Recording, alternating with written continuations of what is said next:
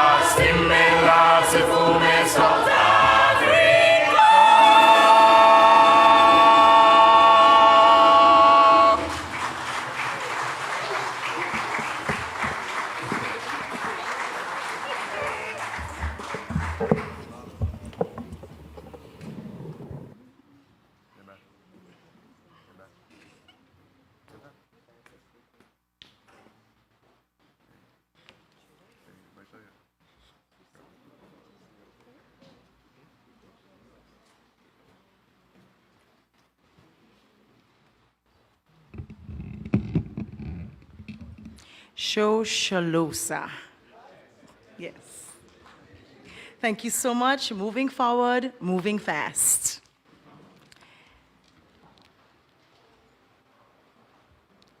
We're now going to have the introduction of our speaker for this evening, and Miss Avan Carter is going to do that. She is a member of the Anguilla Country Conference Committee, and she will introduce our lecturer for this evening. Miss Carter, if you would please join us. Thank you.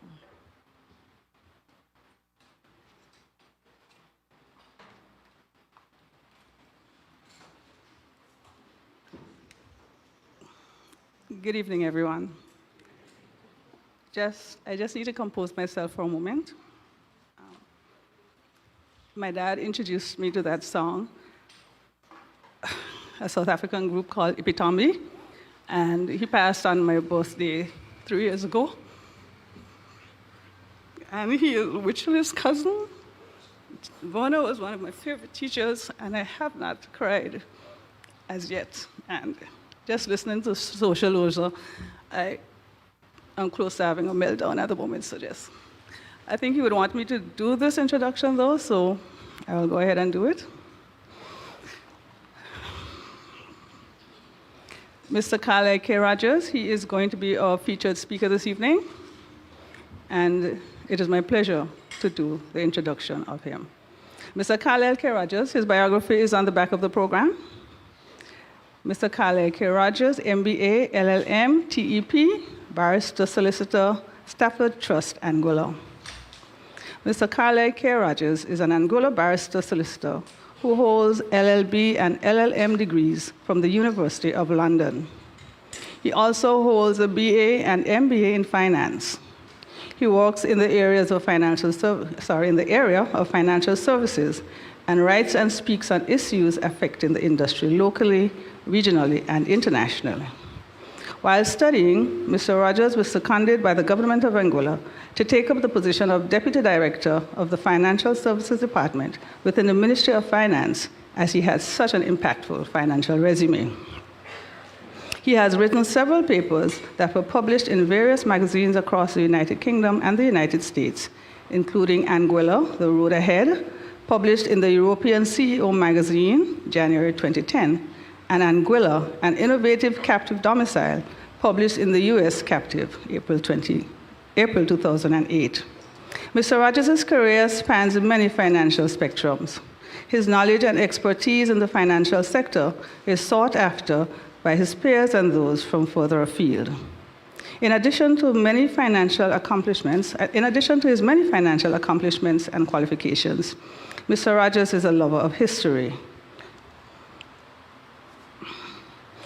He served as a history teacher at the Albina Lake Hodge Comprehensive School.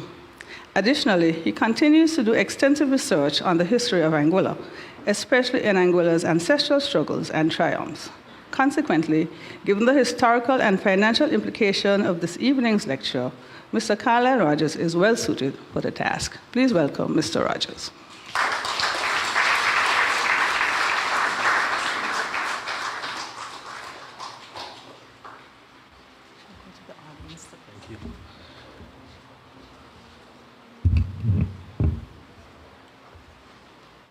Good evening. I wish to adopt the protocol already established. Let me begin by thanking Dr. Phyllis Fleming Banks, Mrs. Annika Webster Lake, the UE Open Campus, and the Anguilla Country Conference in collaboration with the Methodist Church Anguilla Circuit for inviting me to present this distinguished emancipation lecture titled Slavery in Anguilla and the Price of Emancipation. It is indeed an honor and a privilege to have been so invited, and I hope that I can do justice to this topic. It is quite fitting that we should assemble here in this church, built by the hands of slaves, to teach this generation of Anguillians from whence they came and who benefited from the enslavement of our ancestors. It has been nearly 20 years since I last stood at this podium, so I am pleased to be back. Further, let me place on record my profound gratitude to the Rastafarian community in Anguilla, especially the late Ras B. Waldama Brooks, Iwande I. Gums, Ijania Christian, and others who, in the face of petty bourgeois indifference, stressed the need to commemorate emancipation annually and insisted that August be remembered not for carnival and boat racing, but as the month when slavery ended and emancipation became a reality. It is a testament to our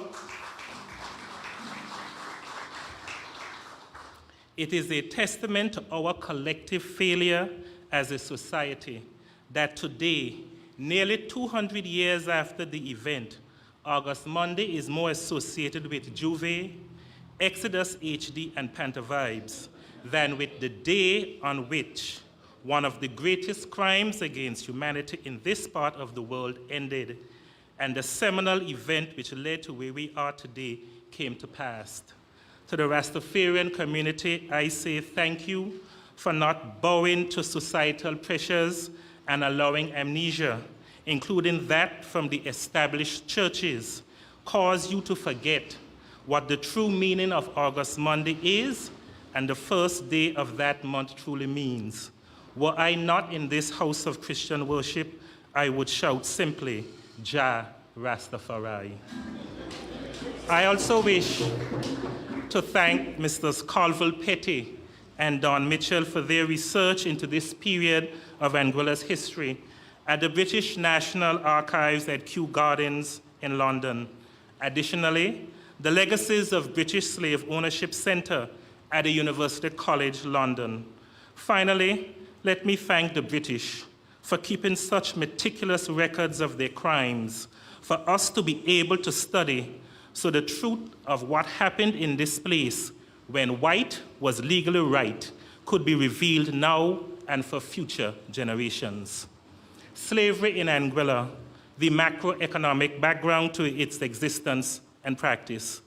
We do not know precisely when slavery started in Anguilla, but it is safe to assume that when English colonizers from St. Kitts and Nevis established the first permanent non-indigenous Amerindian settlement here at Road Bay in 1650, they brought enslaved Africans with them, or some were imported shortly thereafter.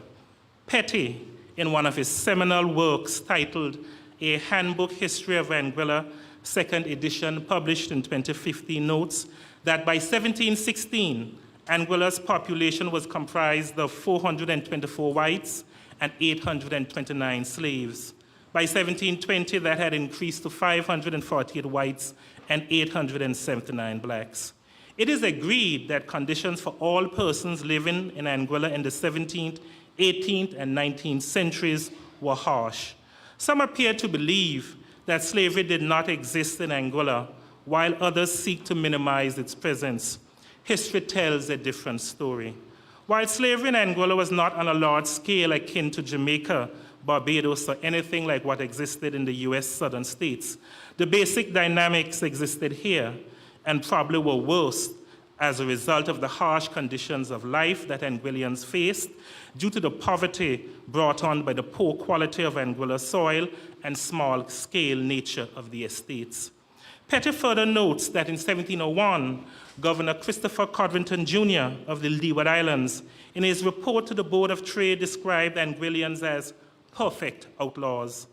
I submit that, of course, the writer was speaking of the white Anguillian slave owners, and if they were described as such, then one could easily imagine the treatment meted out to the enslaved Africans. In 1708, John Olmixon, an English poet and historian, wrote of Anguillians. Again, I submit he would have been describing the white slave masters and their families, since I hardly think he would have cared anything about the slaves. And he described us as, they were poor and continue so to this day, being perhaps the laziest creatures in the world.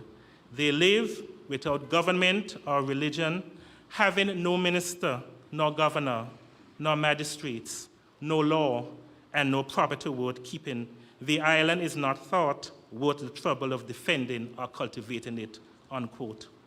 The following year, in 1709, the then governor of the Leeward Islands, Daniel Park, wrote, and I quote, "Although Anguilla had a deputy governor, its inhabitants lived like wild people, like savages, without order or good government.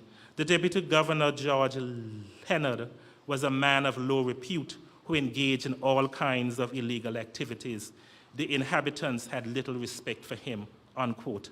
Again, if this were the condition of the white Anguillians, one can only imagine the condition of the enslaved. 7 years later, it doesn't appear that much had changed.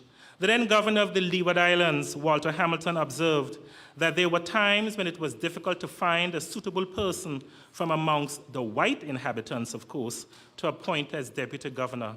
Conditions were so harsh that many Anguillians sought to leave. In 1717, Abraham Howell led some 40 whites and 20 to 30 blacks, mostly slaves, we can assume, although possibly freed blacks as well, to settle Vieques, known then as Crab Island, which is off the coast of Puerto Rico. Petty notes that it was the harsh conditions in Anguilla which prompted this move. Quote, "The island was so worn out that the people could hardly feed their families," unquote.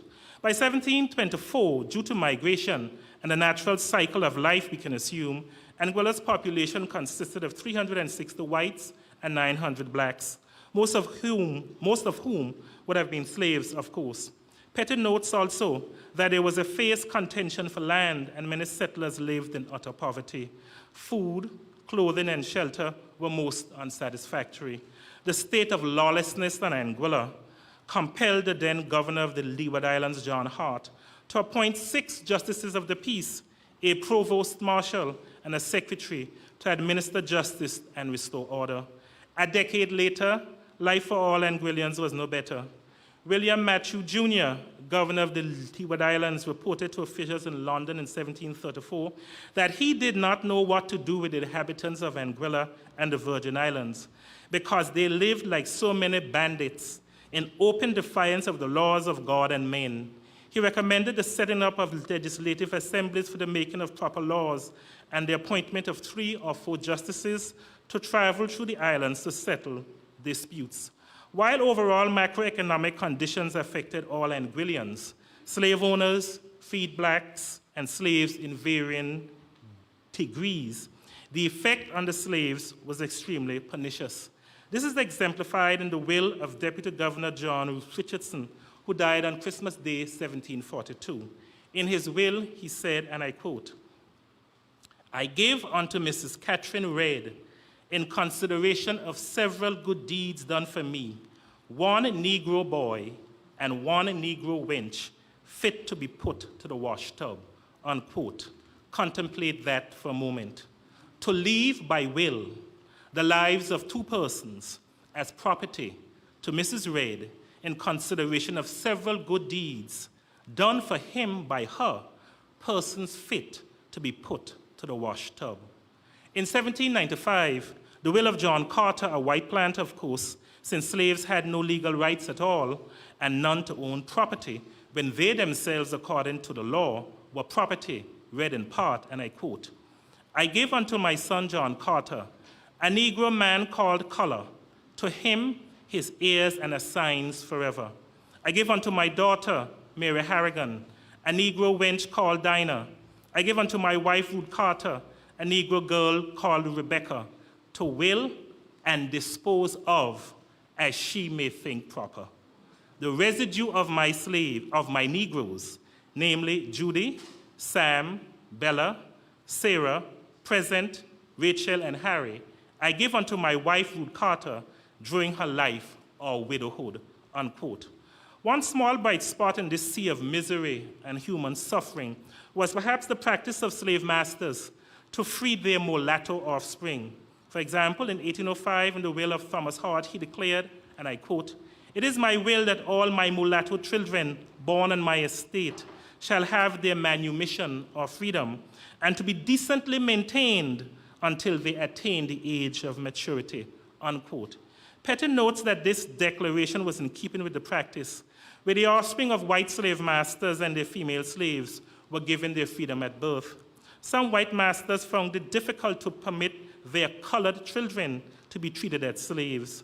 The mere fact of this practice as noble as it may seem, indicates how much worse the lives of slaves were to account for some measure of humanity on the part of slave owners.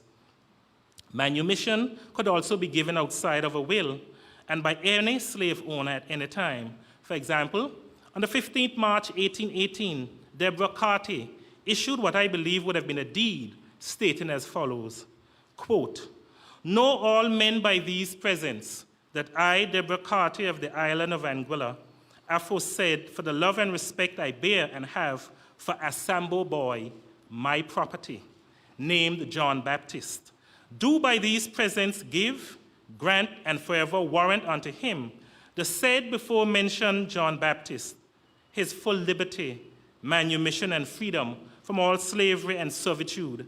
And I do hereby desire all and every person or persons to treat and do towards the said Sambo boy, so named John Baptist, in such manner and form as is usual to do towards all free people of his color and class, in witness whereof I have hereunto set my hand and seal this 15th day of March, 1818, signed Deborah Carty, witnesses William Blake and Edward Petty. I suppose for this act of humanity, we should be grateful. In addition to being treated as mere property to be left by will, slaves were forbidden from being given religious instruction and education up until the early 1800s. In 1789, Benjamin Gums III prosecuted Andrew Johnston for, and I quote, harboring and entertaining slaves, unquote. Petty notes that this was a common charge brought against Methodist and Baptist preachers who were found preaching to the slaves. Johnston was punished with 6 weeks' imprisonment and ordered to pay the cost of his trial, being £3 and 12 shillings. This might not have been such a great problem for the slave owners, however, since by November 1796, Anguilla had no churches, the French having burnt the last one, I suppose, back then in November 1796.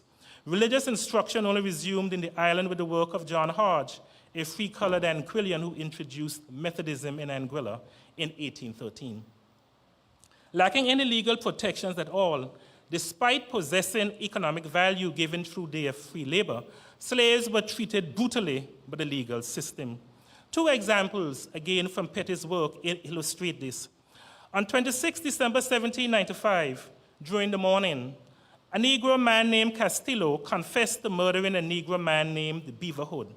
Castillo was hung at Crocus Bay at 4 p.m., the same day as ordered by the court. Justice was not only swift, it was brutal.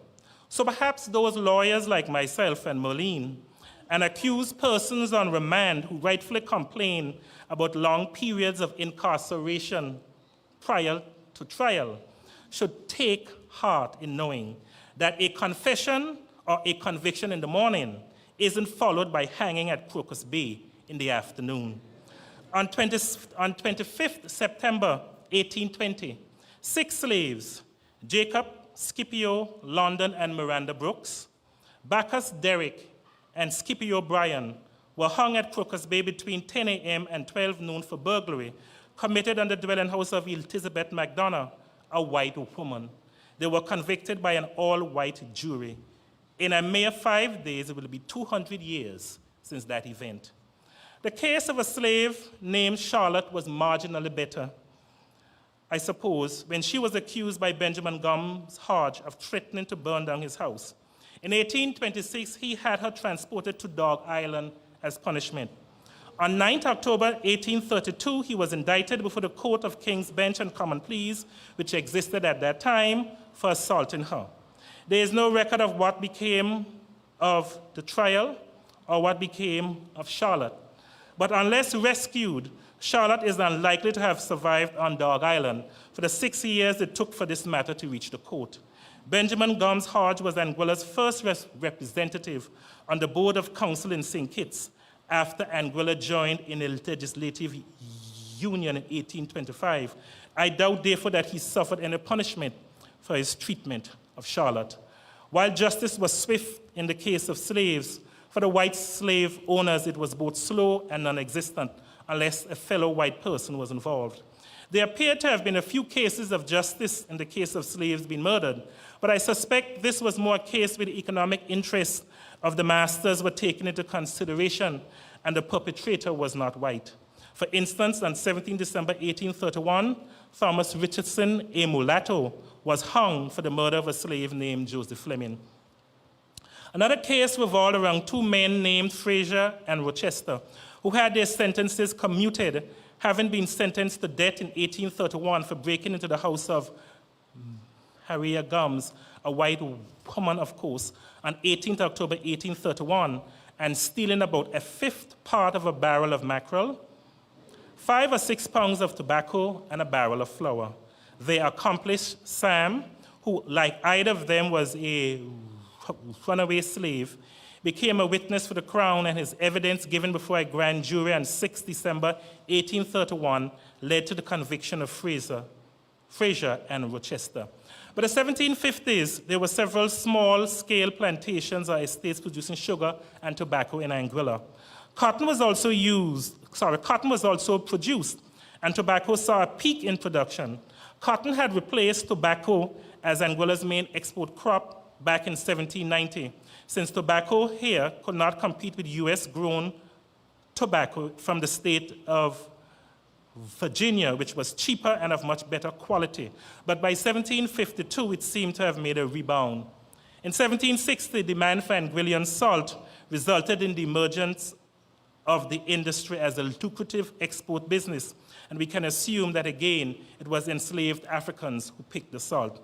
By 1770, there was an estimated 2,000 slaves on Anguilla, having been imported mainly from the Gold Coast of Africa, Nigeria, Senegal, Sierra Leone, Gambia, and Central Africa, comprising the tribal groups of Fante, Mandingo, Igbo, Papa, and Coromantine, as per Petty's work. By 19 December 1819, there were 3,080 souls in Anguilla, 365 whites, 327 free blacks or freed slaves, and 2,388 slaves. By 25th October 1822, there were 2,400 slaves on the island. Abolition of the slave trade to pre-emancipation. Following the abolition of the slave trade on 1st January 1808, registers of slaves were introduced throughout the British Empire, where slavery itself remained legal in order to record who were legally enslaved. By December 1824, the slave population in Anguilla was 2,451, divided amongst 225 owners, one of whom owned 274 slaves, another 111, and there were 6 persons who owned between 50 and 100 slaves. Petty notes that the average price per slave at that time was 40 pounds. One of the first pieces of legislation that the Board of Council or Assembly in St. Kitts enacted after Anguilla joined in 1825, as mentioned earlier, was Act Number 4 of 1826, titled An Act for Establishing a Register of Negro and Other Slaves in the Island of Anguilla. On 17 December 1826, the Assembly enacted legislation that levied taxes on slaves, foreign vessels, salt exports, and the sale of spirits to fund operations of the government in Anguilla. In the years after abolition of the slave trade and prior to emancipation, conditions in Anguilla appeared to have gotten worse, if that were at all possible. In July 1823, as Petty notes in his text, Mr. Hay, the principal officer of His Majesty's Customs in Anguilla, informed Mr. Brandrett, the government secretary, as follows: Anguilla, and I quote, in general is in a most wretched condition, both as it relates to its internal government and the resources of the inhabitants. As to the first of these, nothing could be worse. There is not the semblance of law or justice, and consequently acts of the greatest outrage are committed with impunity. An instance of this horrible nature occurred here a few weeks ago in the murder of an unfortunate Negro boy who, being in a state of starvation, was caught stealing the ground of a brown man, and having been taken from thence by a party of Negroes to give information to the haunts of some runaways, was next day found dead in the road, with his hands bound and mutilated in a shocking manner. the magistracy are very remiss, and some of them, I'm sorry to say, show in their own persons so bad an example as to do away entirely with that respect which ought to be attached to their office. With regards to the resources of the island, they are poor indeed, unquote. Petty notes that even at the dedication of this church on 25th July 1830, many of the slaves did not attend on account of their extreme poverty, not having clothes to make a decent appearance. Things got worse in 1832 when a severe famine in Anguilla caused multiple deaths. On 4th July of that year, Reverend Matthew Banks wrote to the Wesleyan Missionary Society in England, advising on the miserable living conditions in Anguilla. He observed in part, and I quote, "The contracted muscles, shriveled skins, and despairing countenances of many of all complexions is a most heart-rendering sight," unquote. In August of that year, 3 or 4 funerals took place each day. On one particular day, 12 funerals occurred. By the end of the 1820s, the abolitionist movement in the UK and elsewhere was gaining momentum, and there was a proposal to grant free coloreds and free blacks the same rights as whites.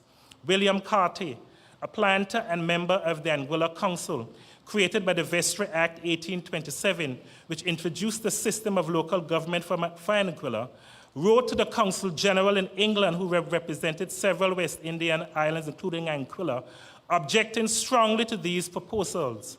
Carter asked, and I quote, "Why does His Majesty's government wish to level those people with the whites, between whom an enduring grade of distinction has existed and will exist so long as times endure," unquote.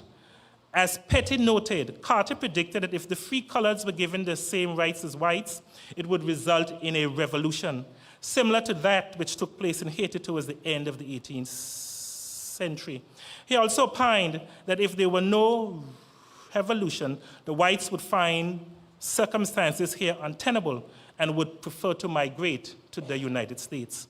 It took 4 more years of public, political, and economic pressure for the Slavery Abolition Act 1833 to be enacted by the UK Parliament and receive the royal assent, which occurred on 29 August 1833.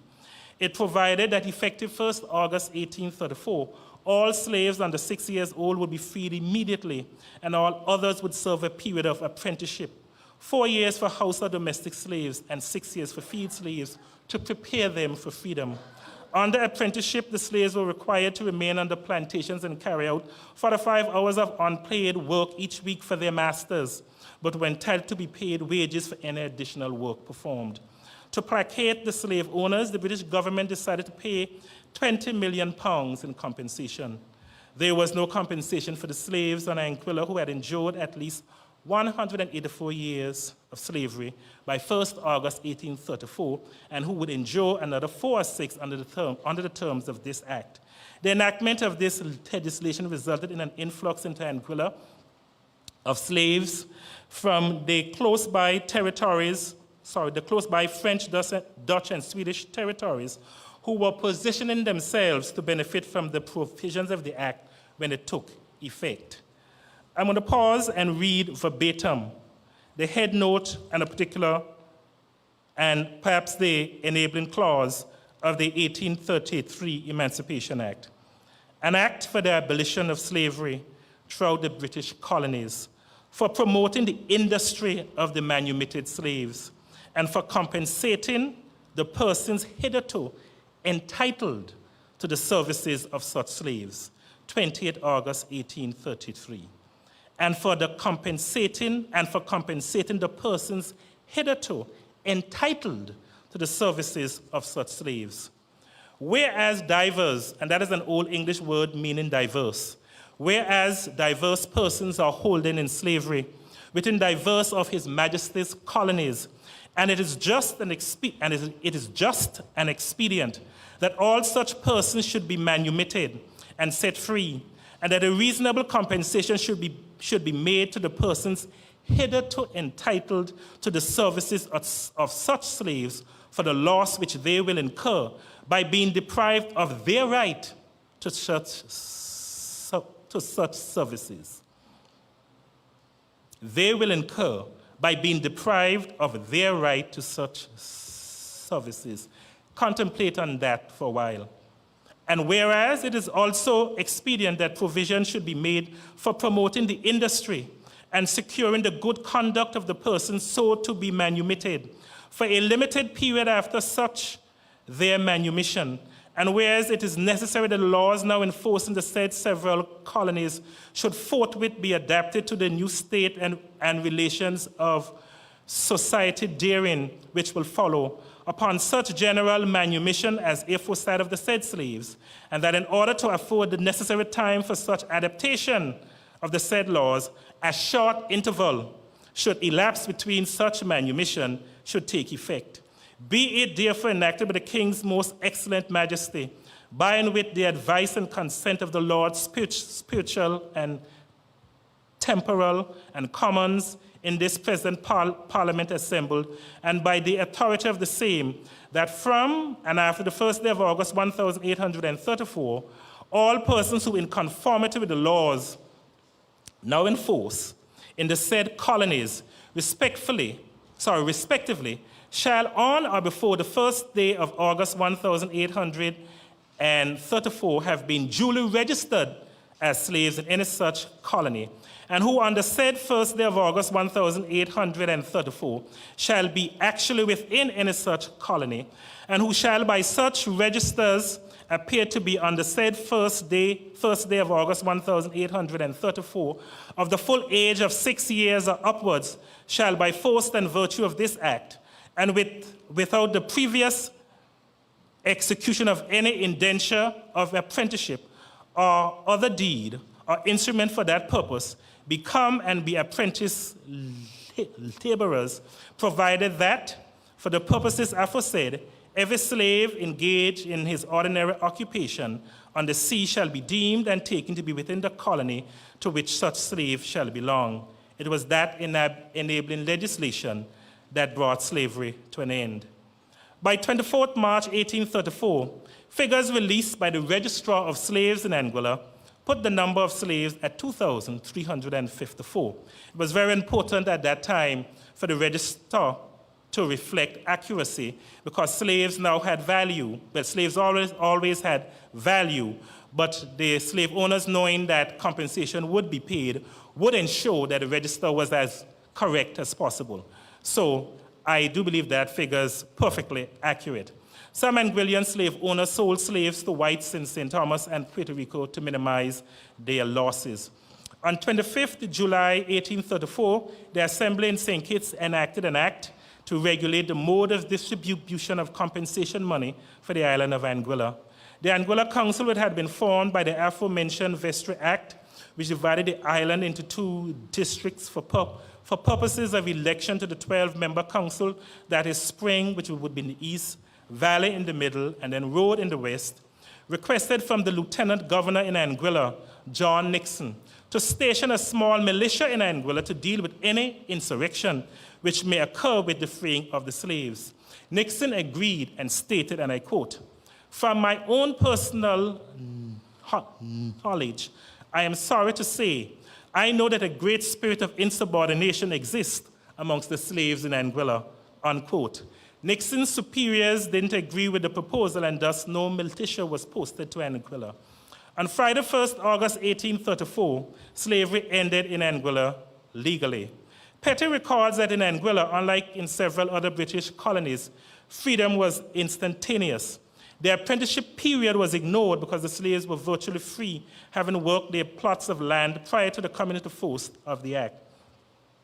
Petty writes that the largest slave owners who received compensation were Samuel Lake with Deborah Hodge as representatives of the estate of Mr. Jonathan Hodge for 131 slaves at Wallblake Estate. Coakley Edward Lake, administrator of the estate of Joseph Lake, deceased, for 110 slaves at the Forest Estate. And I think we can assume that the Forest Estate would be where the forest is right now. Thomas Lake Spring Division, that most likely would have been in the east, 79 slaves, and Ruth H. Fleming Spring Division, again in the East, for 69 slaves. He argues that there were 211 slave owners who made claims for compensation, the price of emancipation. I take no issue with what Petty wrote in his seminal work, from which I have quoted extensively in presenting this lecture, and to whom I owe a great debt for his excellent work. However, my research into this area led me to the Legacies of British Slave Ownership Center at University College in London, which paints a more detailed description of the slave owners who were compensated and the amounts actually paid.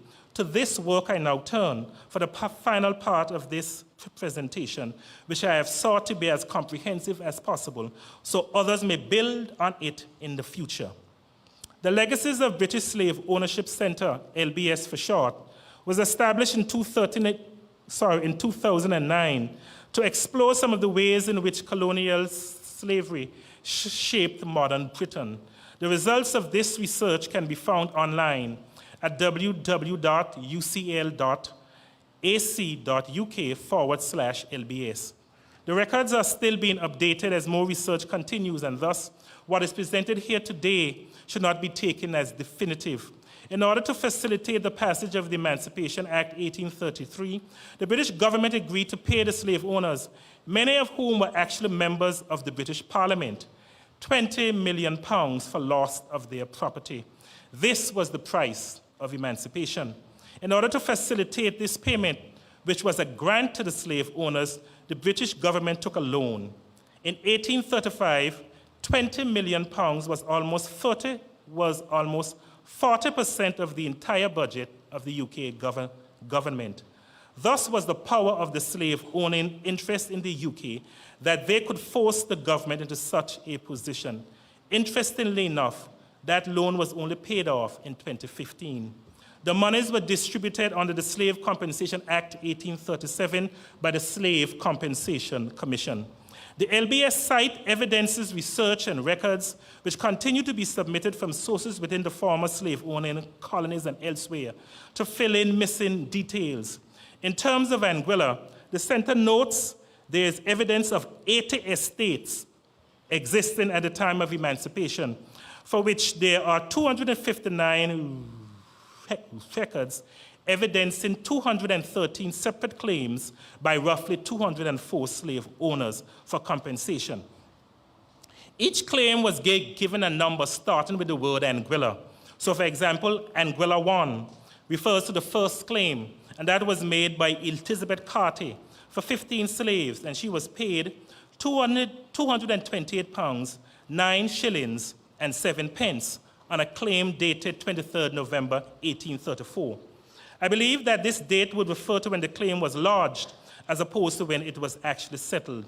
The difference between the LBS number of claims and that quoted by Petty in his book is because Anguilla Claim 114 and Anguilla Claim 164, which were claims by Richard Gums and Arthur Lloyd respectively, were split into Anguilla 114 and Anguilla 114A, and Anguilla 164 and Anguilla 164A for purposes of how the LBS created its database.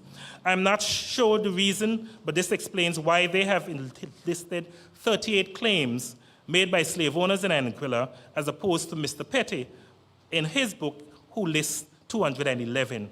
Unfortunately, there are only names for 3 of the 80 estates referred in the claims. The first one is Wall Blake, for which compensation was paid for 135 slaves to Samuel Lake in the amount of £2,131, no shillings and 1 pence, in claim titled Anguilla 10, dated 23rd January 1837. Deborah Hodge was the executrix of the will of Jonathan H. Hodge, and the slaves who lived there are described as predial attached and non-predial. Predial was an Old English word which meant attached to land and cultivation, and non-predial meant domestic. So predial slaves would have been field slaves, and non-predial slaves would have been domestic slaves. It doesn't say how many were field slaves, which would usually be the majority, and how many were domestic. The next estate listed was owned by Margaret Mary Proctor in claim title Anguilla 205 for 65 slaves at an estate referred to as Spring. Again, that most likely was in the east, and total compensation paid was £995, 6 shillings and 11 pence, and that claim is dated 13 February 1837. Margaret was a minor at that time, and so the money was paid to Mary Ray, who was her guardian, along with Henrietta Roscoe and Reverend Thomas Harrison, who was a Wesleyan missionary, as trustees for Margaret.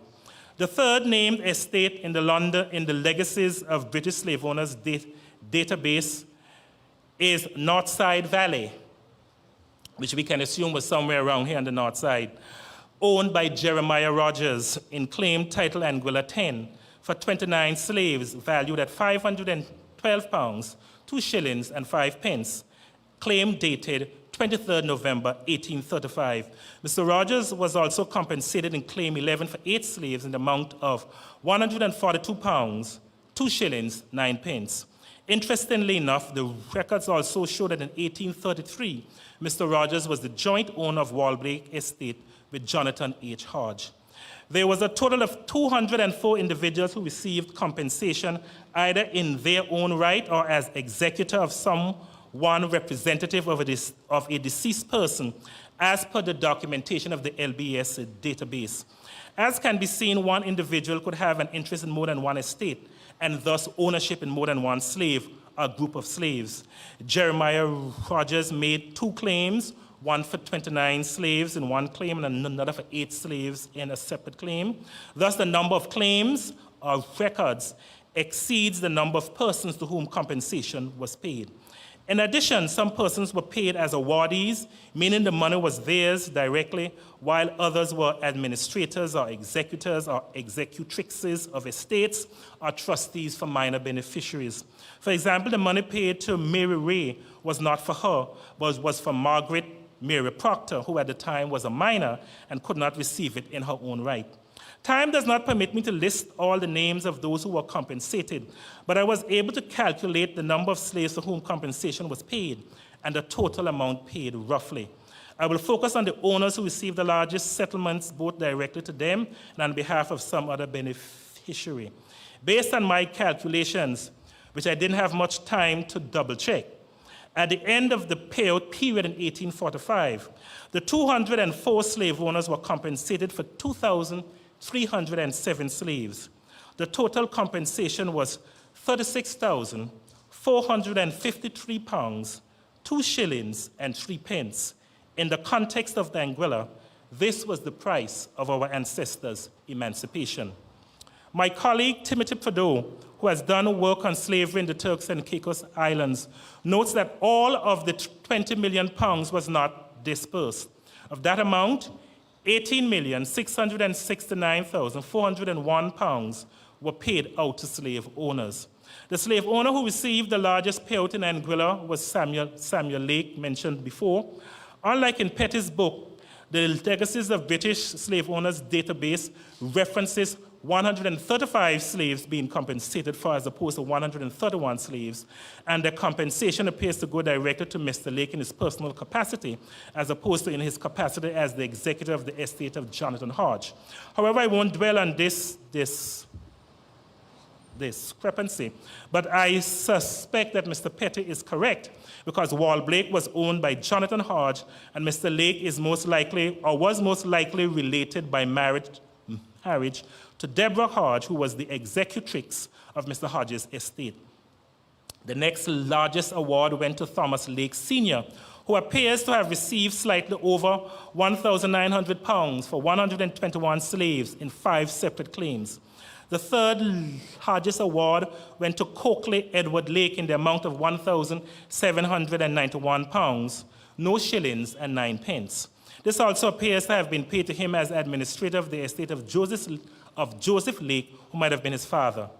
Benjamin Gums Hodge, who appears to be the nephew of the other Benjamin Gums Hodge, whom you would remember was Anguilla's first representative to the council in St. Kitts, and who banished Charlotte to Dog Island appears in several claims, including Anguilla 174, dated 27 February 1837, in the amount of £1,134, 10 shillings and 6 pence for 68 slaves, and that award might have been shared between him and a few others, including Mary and Mr. Samuel Gums and Mary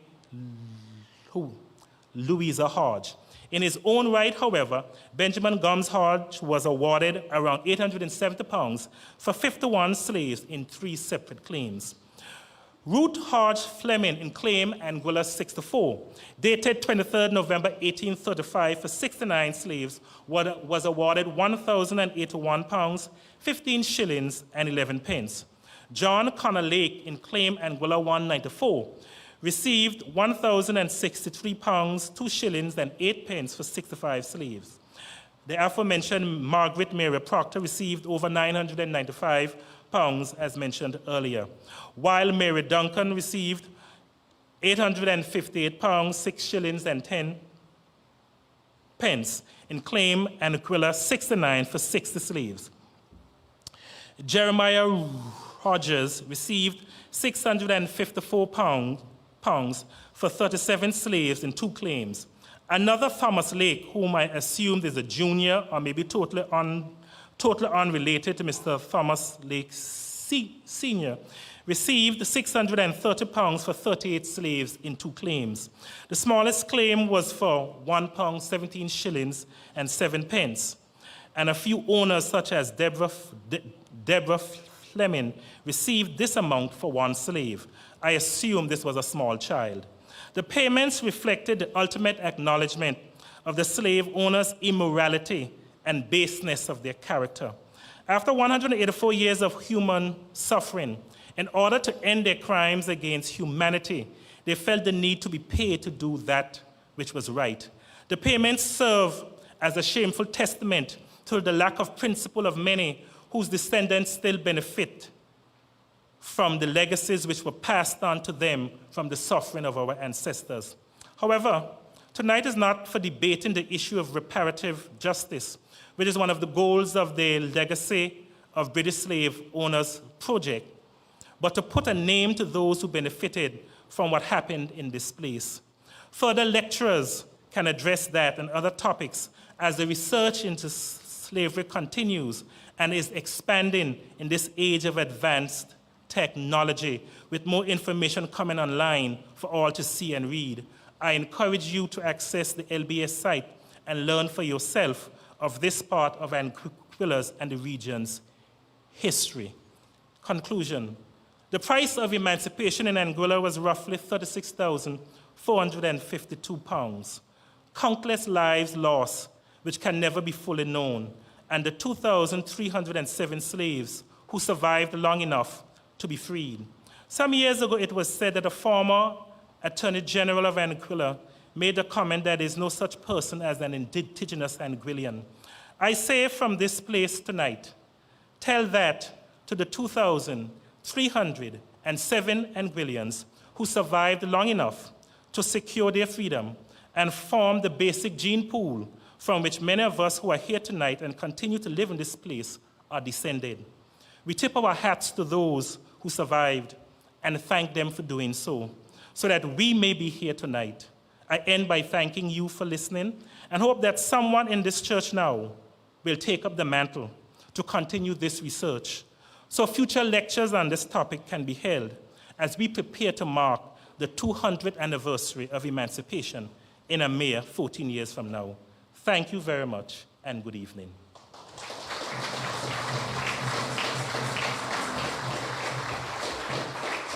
Now we do Dr. Banks.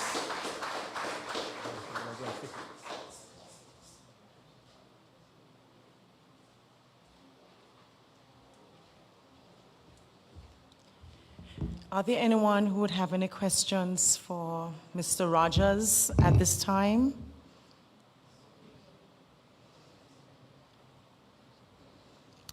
Okay. Well, lest we forget, and Mr. Rogers, let me thank you for that presentation. I sat there sometimes in awe, in shock, pensive, when I think that so often we take our freedom for granted and we don't count the cost of what it costs, what it really costs those who came before us. Thank you.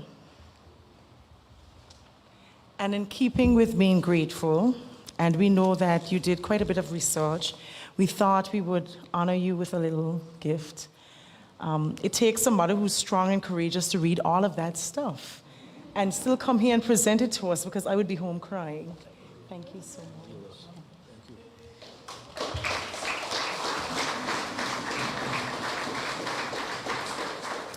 Just a quick story. Mr. Rogers was one of my history teachers in high school. So this week I kept calling him and I said, we were emailing, and I said, Mr. Rogers, are you ready? He said, Annika, do you think I'm going to disappoint you? So I said, well, if you're the Mr. Rogers I remember from history class in high school, certainly not. And you did not disappoint. Thank you.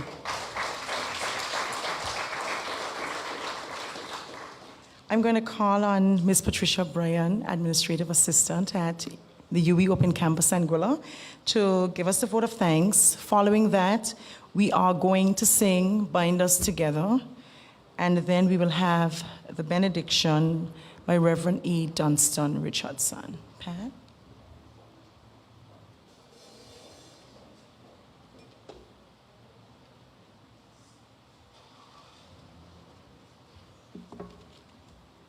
Pleasant good evening to everyone.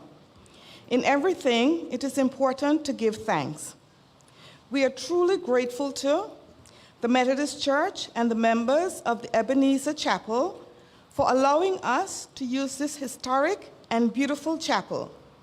The steward on duty, Mr. Stanford Richardson, for welcoming us so warmly to Ebenezer. To those of you who have joined us in person, via social media, and via Radio Anguilla. Lloyd Gums for carrying the program live via Facebook and capturing the memories. Zuri Wilkes Photography for capturing the moments for us. Management and staff of Radio Anguilla for live coverage. Reverend Wilmot Hodge for invoking God's presence, and Reverend E. Dunstan Richardson for the benediction, which will happen after this. Mr. Lennox Vanderpool for being our organist. Dr. Phyllis Fleming Banks for giving us the background to this lecture. Ruth Spingy, Ebenezer Men's Fellowship, Akira Rogers, the National Choir for their lovely renditions via musical instrument and in song. You blessed our hearts. Evan Carty for introducing our lecturer. Our lecturer, Mr. Carlyle Rogers, who has given us a very thought-provoking lecture that reminds us to never lose sight of those who endured so much so we could be free. To the staff of the University of the West Indies Open Campus Anguilla, the Anguilla Country Conference Committee, the Methodist Church, and the Anguilla Circuit for collaborating on this event. Our chairperson, Mrs. Annika Webster Lake. If we have left out anyone, please accept our sincere thanks. We are truly grateful to you all. Thank you.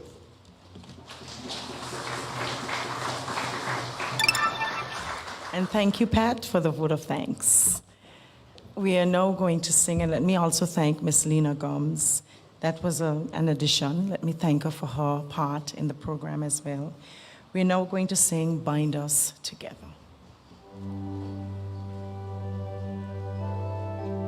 Please stand.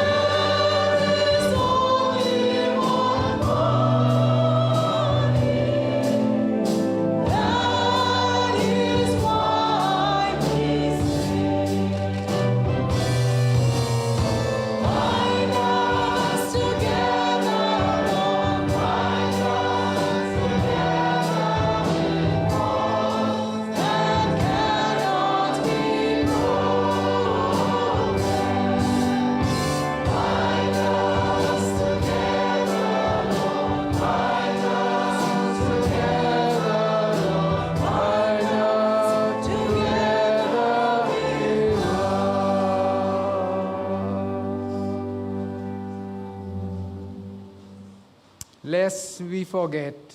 Our God is a delivering God. In his name and in his strength, we go forward into the night to the day which he will give to us. And now may the blessing of God the Father and God the Son and God the Holy Spirit be with us, now and always. Amen.